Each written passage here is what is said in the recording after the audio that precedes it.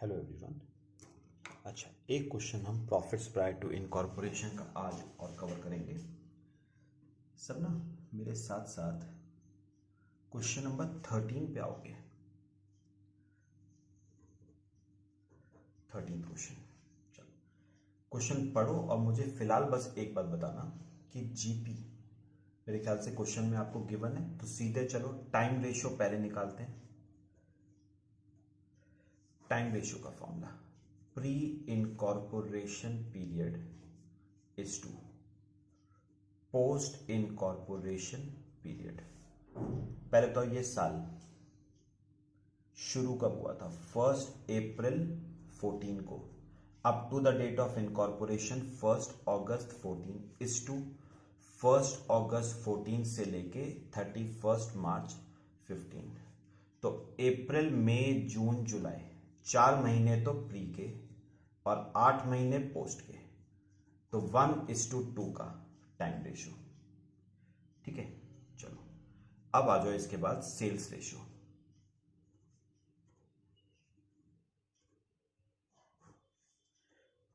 Pre incorporation की sales is to post incorporation की sales. एक काम करो, ए पॉइंट पढ़ोगे जरा। ए पॉइंट उसने कहा है Sell Limited initiated an advertisement campaign which resulted in increase in monthly sales by 25% post incorporation. उसने कहा कंपनी ने एक एडवर्टाइजमेंट कैंपेन किया है जिसकी वजह से पोस्ट में सेल्स में 25% का इंक्रीज आया। तो मेरी बात सुनो, अगर मैं प्री में मंथली सेल्स एक्स मानता हूं तो कितने मंथ से प्री के? 4 मंथ्स इज टू, अगर प्री की एक्स है मंथली तो पोस्ट की 1.25x हो जाएंगी। 25% का इंक्रीज आया इनटू कितने मंथ से? 8 मंथ। सॉल्व करो, 4x इज टू 10x, तो यह आ गया 2:5 का रेशियो, सेल्स रेशियो। ठीक है, चलो अब आ जाओ स्टेटमेंट ऑफ प्रॉफिट बनाएंगे। 4 column, particulars, ratio, pre, post. सबसे पहले जीपी ब्रॉट डाउन, कौन से रेशियो में? सेल्स रेशियो में, 2:5 में।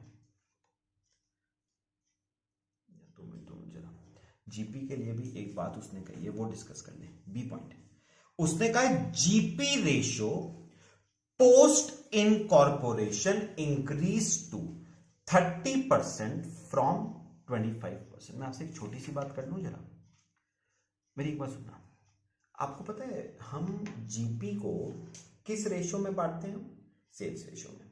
आपको पता है जीपी को सेल्स रेशियो में कब बांटा जाता है? when GP ratio is constant throughout the year। मतलब अगर पूरे साल का जीपी रेशियो कांस्टेंट है तो आप जीपी को सेल्स रेशियो में बांट सकते हो। लेकिन अगर जीपी पूरे साल का कांस्टेंट नहीं है तो आप जीपी को सेल्स रेशियो में डिस्ट्रीब्यूट नहीं कर सकते। आपको जीपी का भी एक रेशियो निकालना पड़ेगा। मतलब आपको प्री इनकॉर्पोरेशन का GP is to post incorporation का जीपी, आपको एक अलग रेशियो बनाना पड़ेगा। आप जीपी को सेल्स रेशियो में नहीं बांट पाओगे। मैं दोबारा बोल रहा हूं, जीपी को सेल्स रेशियो में कब बांटते हैं? When GP is constant through out the year. मतलब अगर 20% का जीपी है तो पूरे साल वो 20% ही रहा है, तो आप जीपी को बांट सकते हो सेल्स रेशियो में।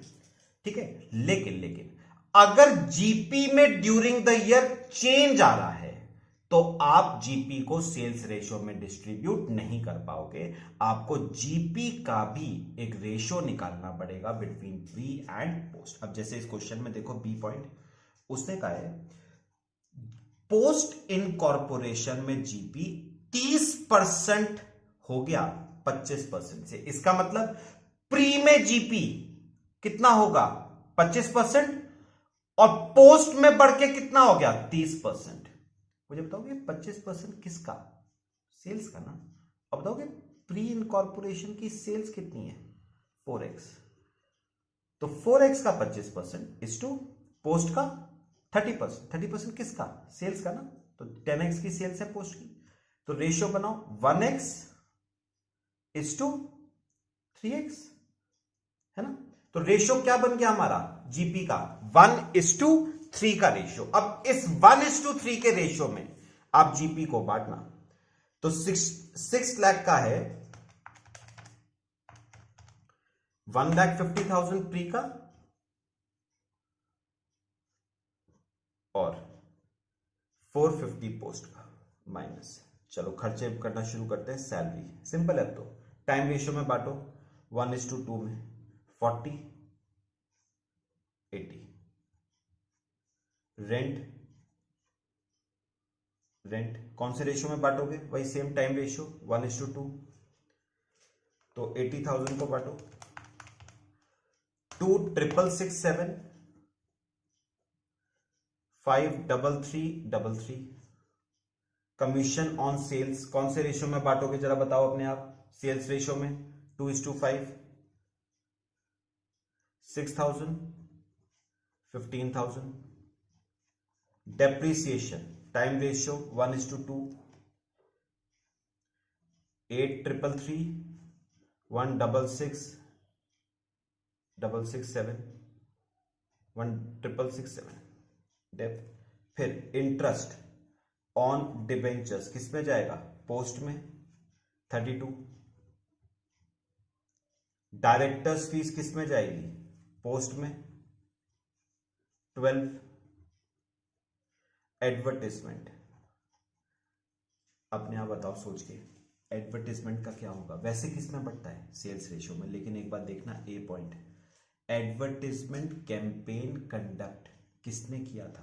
पढ़ो, Sell Limited initiated an advertisement campaign. तो एडवर्टाइजमेंट कैंपेन कंपनी ने रन किया था, तो खर्चा भी किसका होगा? कंपनी का। पोस्ट में आएगा 36। यह आपका आ गया 1,50,000 माइनस 40,000 माइनस 2,667 माइनस 6,000 माइनस 8,333, तो 69,000 का प्री का प्रॉफिट।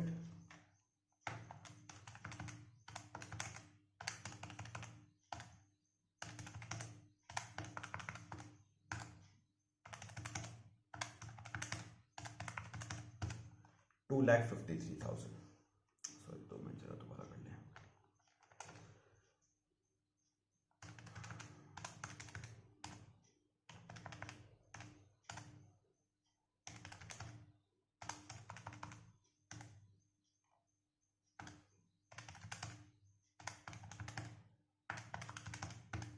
$2,05,000 ये आपका पोस्ट का प्रॉफिट आ गया 2,05,000। ठीक है। और उसमें ना एक बात और लिखी है, लास्ट लाइन अगर आप पढ़ो तो उसने कहा है also explain how pre incorporation profit is treated in accounts. तो आपको ना प्री इनकॉर्पोरेशन प्रॉफिट्स का ट्रीटमेंट बताना है। बताओ जरा अपने आप, क्या होता है प्री इनकॉर्पोरेशन प्रॉफिट्स का? Pre incorporation profits are capital profits and are therefore transfer to capital reserve. तो लास्ट में एक लाइन लिख देना, pre-incorporation profits are capital profits in nature and are therefore transferred to capital reserve. That's it. ठीक है, चलो बाकी हम नेक्स्ट लेक्चर में डिस्कस करेंगे। Thank you. Hello everyone. अच्छा, एक और क्वेश्चन हम कवर करेंगे इस वीडियो में, प्रॉफिट्स प्रायर टू इनकॉर्पोरेशन का, वो है क्वेश्चन नंबर 8 क्वेश्चन। पहले मुझे एक बात पढ़ के, पहले क्वेश्चन में पढ़ के पहले मुझे कुछ बातों का जवाब देना। इंपॉर्टेंट क्वेश्चन है, ध्यान से। पहले मुझे पढ़ के बताओ, जीपी दे रखा है या निकालना पड़ेगा? पहले मुझे ये बताओ। मेरे ख्याल से ना जीपी दे नहीं रखा है। ठीक है, चलो निकाल लो, कोई बात नहीं। जीपी क्या फॉर्मूला होता है? Sales minus cost of goods sold. Sales आपको दे रखी है, नीचे पढ़ो, 19,80,000 और कॉस्ट ऑफ गुड्स सोल्ड 11,88,000। तो आपका COGS आ जाएगा 792। तो ये आपके क्वेश्चन का फर्स्ट पार्ट हो गया, जीपी। सेकंड, रेशियोज निकालेंगे, ध्यान से जरा, थोड़ा चेंज है। Time ratio, pre incorporation period is to post incorporation period. ये देखना जरा थोड़ा सा,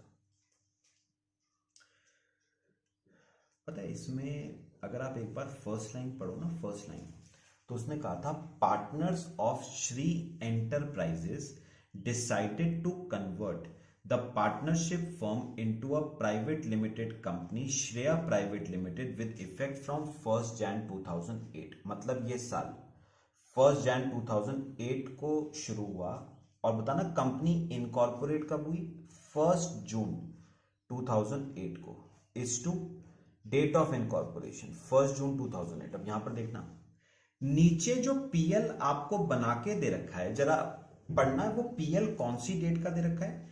company closed it's accounts for the first time on 31 March, मतलब आपको पीएल 31 March 2009 का दे रखा है। तो मुझे ना एक इंपॉर्टेंट बात जो क्लियर हुई वो क्या, साल शुरू हुआ 1 Jan 2008 को और खत्म हो रहा है 31 March 2009 को। मतलब ये क्वेश्चन 12 मंथ्स का नहीं है, ये क्वेश्चन 15 मंथ्स का है, जिसमें से 5 मंथ्स प्री में फॉल कर रहे हैं और 10 मंथ्स पोस्ट में। तो 1:2 का रेशियो आता है टाइम रेशियो। अब निकालेंगे सेल्स रेशियो। प्री इनकॉर्पोरेशन की sales is to post incorporation की सेल्स। चलो नीचे जो पैराग्राफ दे रखा है ना उसमें पढ़ना, sales from June to December were 2.5 times the average monthly sales, which further increased to 3.5 times in Jan to March। मुझे बताओगे कौन से मंथ से 2.5 टाइम्स हुई है, जून से। इसका मतलब मई तक अगर सेल x थी तो जून से सेल 2.5x हो गई। अब सुनो, जून से 2.5x हुई, और जून से कौन सा पीरियड शुरू हो जाता है, जून से पोस्ट का। तो मुझे बताओ, जैन फेब मार्च अप्रैल मई, 5 महीने तो आपकी सेल रही x इज टू, उसके बाद जून से आपकी सेल हो गई 2.5x। कब तक रही 2.5x, दिसंबर तक। काउंट करो, जून जुलाई अगस्त सितंबर अक्टूबर नवंबर दिसंबर, तो 7 महीने रही 2.5x। उसके बाद बढ़ के हो गई 3.5x, जैन फेब और मार्च, तो 3 महीने रही 3.5x। तो 5x इज टू, सॉल्व करो, 28x आ जाएगा मेरे ख्याल से, 28x। तो सेल्स रेशियो आपकी बन गई 5:28। ठीक है, चलो अब बनाना शुरू करो statement of profit.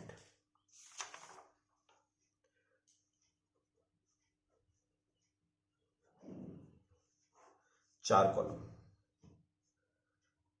Particulars, ratio, pre, post. सबसे पहले जीपी ब्रॉट डाउन करो, 5:28 में जीपी को बांटना। कितना जीपी निकाला था हमने, 792। 1,20,000 प्री का,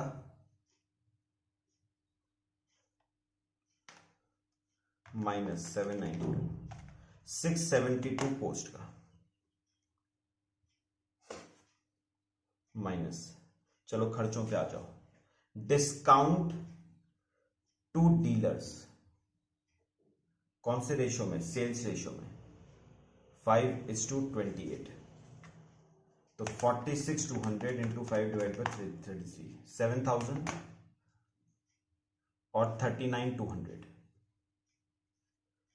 फिर डायरेक्टर्स रेमुनरेशन पोस्ट में जाएगा,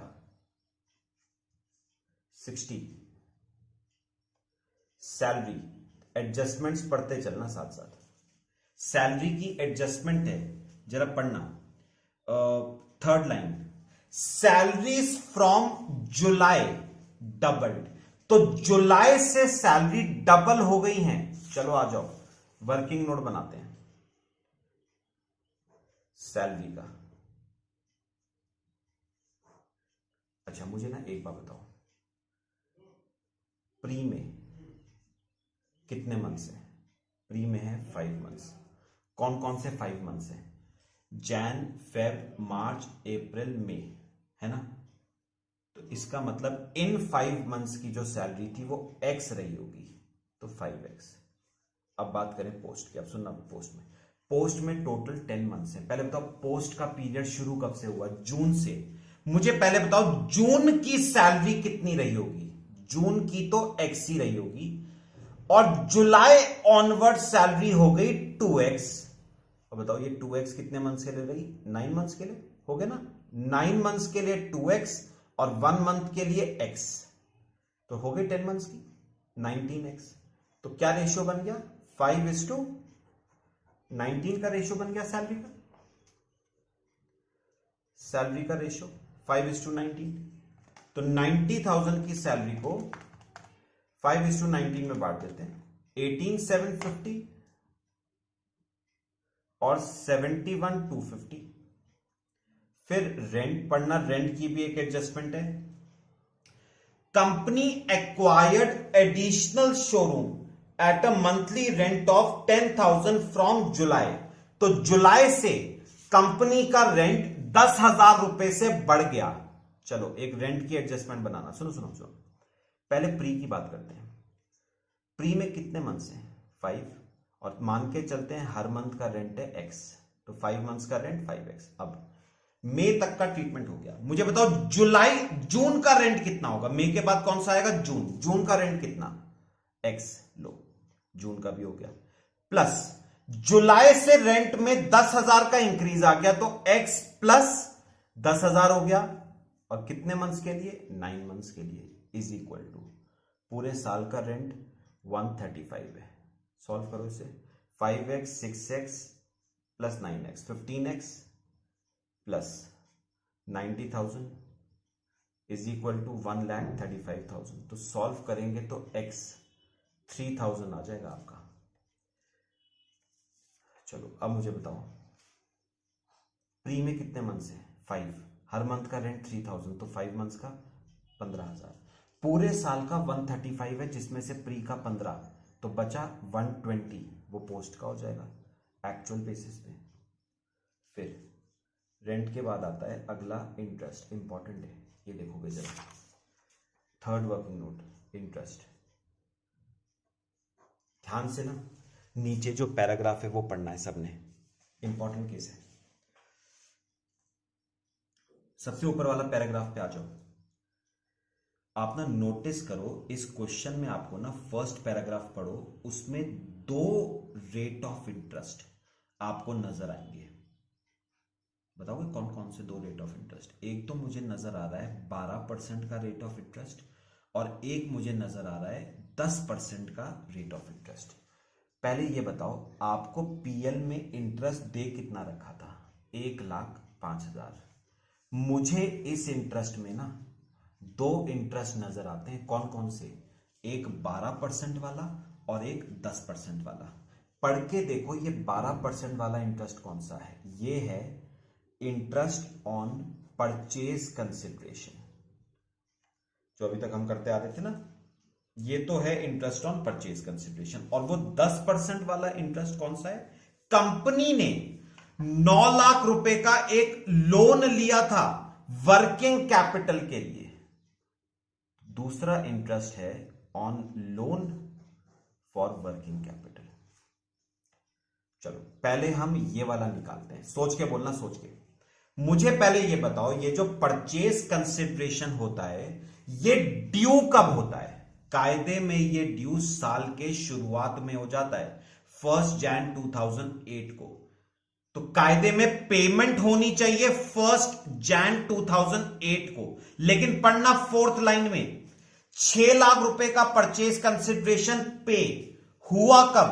1 जून को पे हुआ, मतलब कितने मंथ्स का डिले? 5 मंथ्स का डिले। तो जरा इंटरेस्ट निकालो। 6 लाख का परचेज कंसिडरेशन है, उस पे 12% का रेट ऑफ इंटरेस्ट 5 महीनों का। तो इसका मतलब 1,05,000 में से 30,000 का इंटरेस्ट तो हो गया परचेज कंसिडरेशन पे।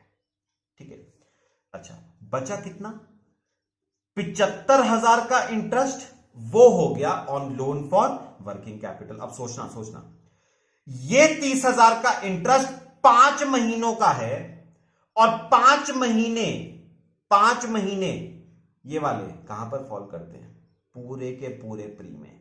तो इसका मतलब ये 30,000 का इंटरेस्ट तो पूरा का पूरा प्री में जाएगा। अच्छा, इसकी बात करूं तो मुझे बताओगे ये लोन 9 लाख रुपए का लोन वर्किंग कैपिटल के लिए लिया किसने था? 5th लाइन पढ़ो, कंपनी अवेल्ड अ लोन, मतलब ये लोन कंपनी ने लिया है। तो कहां पर जाएगा? पोस्ट में। लिखो, प्री में जाएगा 30 और पोस्ट में जाएगा 75, ये भी एक्चुअल बेसिस पे। अच्छा, इसके बाद डेप्रिसिएशन है 30,000 का, टाइम रेशियो में बांट देना इसे 1:2 में। मेरे ख्याल से डेप्रिसिएशन के लिए तो कोई नोट नहीं है, तो 1:2 में बांट दो। 10,000 20,000। ऑफिस एक्सपेंसेस टाइम रेशियो में 1:2 35 70। Sales promotion expenses sales ratio में 5:28। तो 5,000 प्री का, 28,000 पोस्ट का। और प्रिलिमिनरी एक्सपेंसेस पूरे के पूरे किस में आएंगे?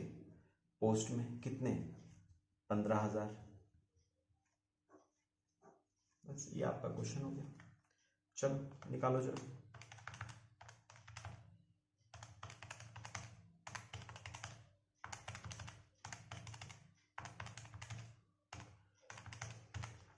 $750 का लॉस आ रहा है प्री में, तो ये कहां जाएगा? प्री का लॉस गुडविल में। अच्छा, और पोस्ट की अगर मैं बात करूं तो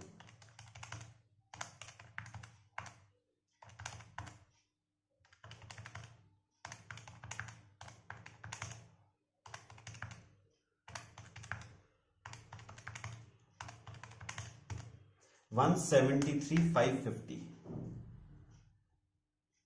ये आपका पोस्ट का प्रॉफिट, ये जाएगा प्रॉफिट एंड लॉस अकाउंट में। ठीक है, तो ये आपका क्वेश्चन नंबर 8। चलो, बाकी हम नेक्स्ट लेक्चर में कवर करेंगे। Thank you.